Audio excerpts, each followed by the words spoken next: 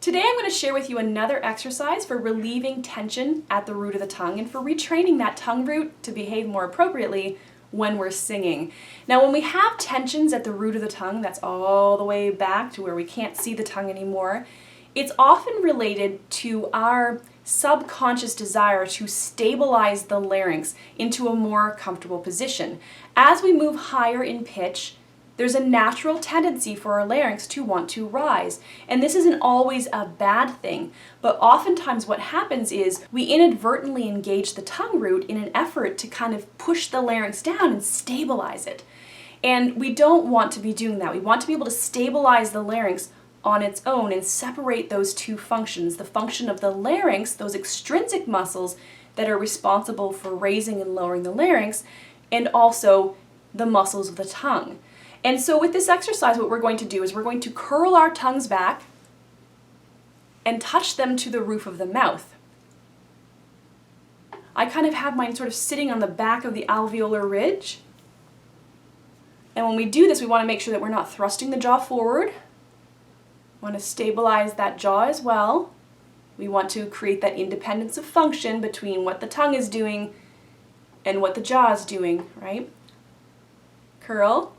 And we should feel that tongue, even though it is up higher than it's at rest position, we still want to feel that tongue not passive, but certainly not tensed. And when we're able to achieve that, then we're going to vocalize in that position. And it's not going to sound pretty, I'm telling you now, all right? And we're going to sing an in behind that tongue, so it's going to be good or book, the vowel that's in those words. And we can just sing any kind of scale.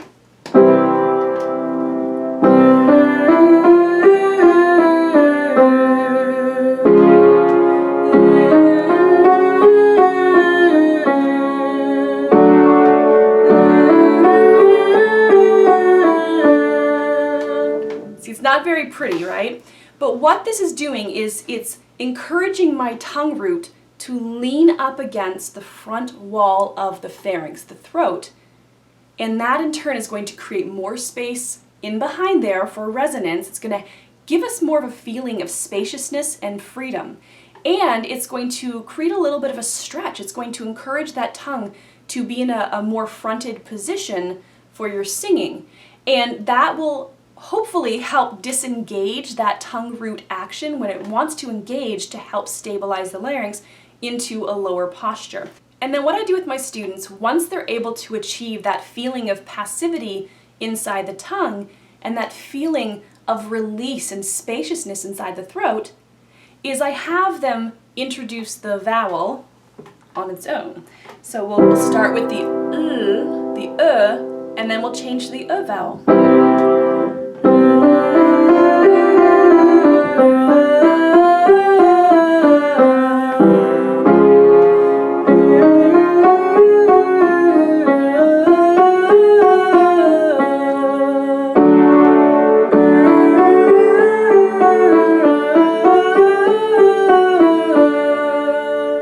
And again, what you want to feel here is that same sense of passivity with the tongue root being in roughly the same position when we let that the tongue tip fall back down into its posture for the vowel.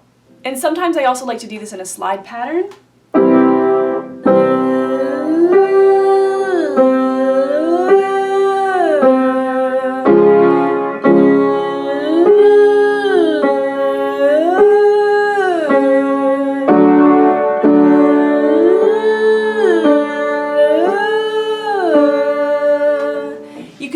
Up the pattern. The idea here really is to create that stretch with the tongue root, to get that tongue root leaning up against the front wall of the throat, to create that feeling of release, that feeling of passivity in the tongue, to create that spaciousness back here, not a falsified spaciousness, but that feeling of things just being open and free.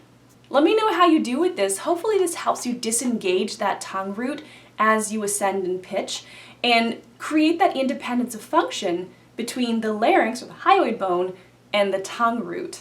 All right, thank you so much for watching. Please consider subscribing if you're not already a subscriber, and click the thumbs up button to let me know that you appreciated this content. Thank you.